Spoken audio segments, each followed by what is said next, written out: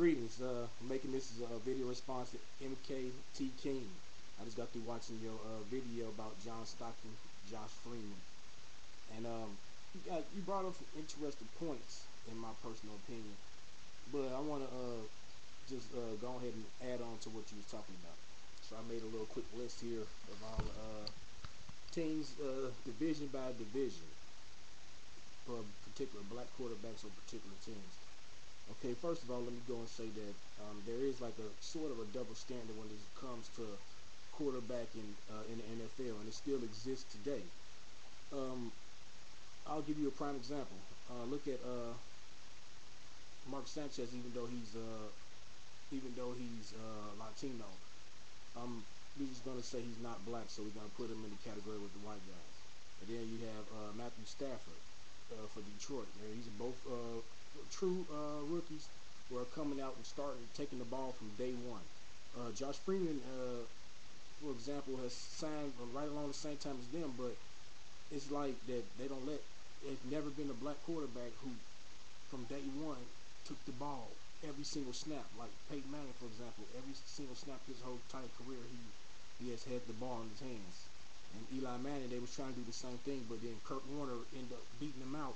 So they ended up start bringing Eli along slowly because Kurt Warner, Eli was messing up and getting destroyed in the preseason. So they like, well, we might as well go with Kurt Warner for the first few games, and then they ended up phasing Kurt Warner out, got him out of town, and gave Eli the ball. Okay, so you said McNabb wasn't all that good. McNabb is actually a Hall of Fame quarterback. Now, take in account that he used to choke in the big games, but McNabb has been to 5 championship games. He has like 1 or 2 more games to go, and he will be in Elway and Montana status, even though they have Elway been to 5 Super Bowls. So he obviously been to like 6 or 7 title games. But McNabb has been to 5 title games. He more than any other quarterback that's currently in the NFL right now. If Tom Brady's been to 4 or 5, he's been to 4 or 5. So him and Brady, McNabb hasn't had help the plethora of weapons that Peyton Manning had. Tom Brady, I would think that I would say straight out is better than Donovan McNabb, and Peyton Manning to a certain degree is too. But Peyton Manning has had arguably the greatest offensive cast surrounding him in his NFL history. He had Marshall Faulk coming off third most yards from scrimmage in NFL history as a rookie, and he had Marvin Harrison, Aaron Bailey, Ken Dilbert, the offensive line. His defense is always suspect, and he also had superior coaching. Okay, let's go to Minnesota. Tavares Jackson, underachiever, solid quarterback, but underachiever. He never really got a fair shake in Minnesota. Plus Brett Favre there. I would play Brett Favre over him too, in my personal opinion, but Tavares Jackson never really got a fair shake. Like black quarterbacks never get the patience or the patience to as their as the white quarterbacks. You got Culpepper, Minnesota. Culpepper was a great quarterback. He ended up after that injury, he ended up coming together for Miami Dolphins. Had decent little last few games. And then Oakland, that was just a debacle. I don't think nobody would be able to make it out there. Culpepper's still a solid quarterback. He just, you know, not a really top flight one because surrounding cast. You see when he was surrounded by a great team in Minnesota, how great of a quarterback he was, throwing for 39 touchdowns his last good year in the NFL. That's like one of the top seasons of all time. You got Pat White in Miami. He was a rookie. And again, Chad Pennington was a veteran, so you kind of can understand that situation, why he's not playing. So, but look at the Matthew Stafford and Mark Sanchez scenario I brought up earlier. Okay, you got David Garrard in Jacksonville. He's a solid quarterback. He's a pretty good quarterback. His team is such and such, but he's a good quarterback, above average quarterback. So he can make his reads, his throws, and he's mobile. He's a nice quarterback. Vince Young, I kind of gave up on him after that debacle last year because he had a first great 2 seasons in the NFL. Even though his numbers weren't all that great, he was just a winner and a motivator. But after he got booed in opening day, and then got replaced by Kerry Collins, and then I think that Jeff Fisher his pride has got the best of him, so he stuck with Kerry Collins, and he even gave up on Vince Young after that. Now they're 0-5. Vince Young, the jury's still out on him, but I think he's done. I don't think he's going to be a good quarterback, even though I thought he was going to be when he first came in the league. You got McNabb, who I talked about earlier, Hall of Famer.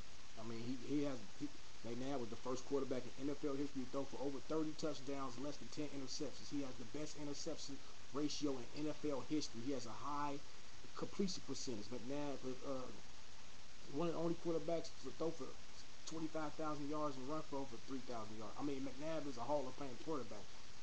Peyton Manning, for example, was 7-8 career in the playoffs. McNabb never lost a game in the playoffs in the first round. He's 6-0 in his career. Peyton Manning, if it weren't for that one Super Bowl year where he stuck it up, he always choked in the playoffs. Always choking the playoffs. Except with his defense running and carrying that one year, and they played Rex Grossman and the Bears, who tripped over his own feet. That's the reason why Peyton Manning won the Super Bowl. Peyton Manning's a Hall of Fame. Peyton Manning's a great quarterback. I ain't trying to take nothing from him, but I'm trying to say that McNabb and Peyton's in the same class. If you give McNabb that supporting cast that Peyton Manning always have had, they both have choked equally. McNabb don't throw picks though. Peyton Manning throw monster numbers of picks in the playoffs and in the clutch. He always constantly chokes in the clutch. You got Vic. Vic was a game changer, but he got in that trouble. He got set up. He was the highest paid player. He was getting better and better. But I think that Atlanta should have never fired Dan Reeves because you see how Elway when he first. I'm 31 years old, so I kind of remember all the quarterbacks. I don't know exactly how old you are, but Elway was like Vic. He's just a little bit better passer. But Elway used to run a lot and scramble a lot before Dan Reeves settled him down his first few years. And then Dan Reeves built him up to the quarterback. And they ran him out and then got Shanahan in there. And then Elway. But Shanahan that comes to Elway was almost on his last leg. Dan Reeves was, if you look at the progress Mike Vick was making, he sat his first year behind Chris Chandler. But he started to make progress. Then when they brought Jim Mora in, playoffs. Junior he's not a real good coach in my opinion. Michael Vick ended up digressing from de-evolving from he took a step back, I should say. Okay, you got Jason Campbell. He's a solid quarterback. He don't really have. Jason Campbell. He's a little bit overhyped because he got a nice running back in Clinton Portis. He got a stud for a tight end. He got a nice, decent offensive line. He got a decent receiving core. Coaching, no, not so much. Because he was like better under Joe Gibbs than he is under Jim Zorn. So,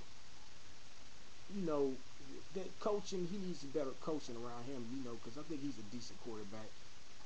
Dennis Dixon, he's a rookie. He's not going to play. Big Ben is a Hall of Fame caliber type quarterback. Dennis Dixon's not going to play. He's in the wrong situation. Troy Smith in Baltimore, another guy who got the short end of the stick. Joe Flacco.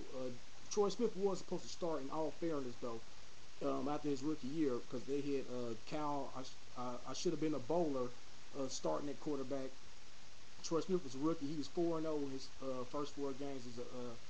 No, he was 2-0. I'm sorry, 2-0 his last 2 games as a rookie in the regular season. And he ended up getting that parasite in his intestines, so he didn't get to play. And Flacco was at the right place at the right time. So I'm gonna give Troy Smith a pass. Troy Smith is a solid quarterback. He's short, but he's solid. Jamarcus Russell, in my personal opinion, he's in Oakland. He need to change the scenery because that's just ridiculous out there. Josh Freeman, like I brought up earlier, he's not getting the same opportunities as the other 2 rookie quarterbacks he's getting. And Josh Johnson, the other black quarterback in Tampa Bay, he's getting opportunity right now because he's been around for a while. And Seneca Wallace is a solid quarterback. Matt Hasselbeck is like better right now. He's more mature, and he's learned behind Favre and everything. But I mean, the black quarterback play is pretty decent in the NFL.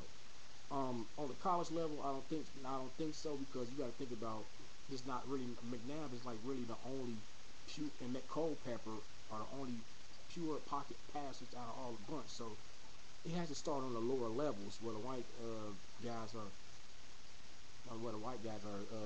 being bred pocket passers. All the black quarterbacks are getting converted from scramblers to pocket passers. McNabb and Reed has even though he's a choke coach, he's done a great job with McNabb. To touch on basketball real quick, I took a couple of notes down here about white NBA players. Larry Bird's not walking through that door. It's over for the American.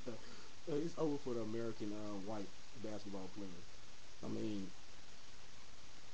for simple athleticism and just the determination and strength of the game. I mean, like you say, quarterbacking is a cerebral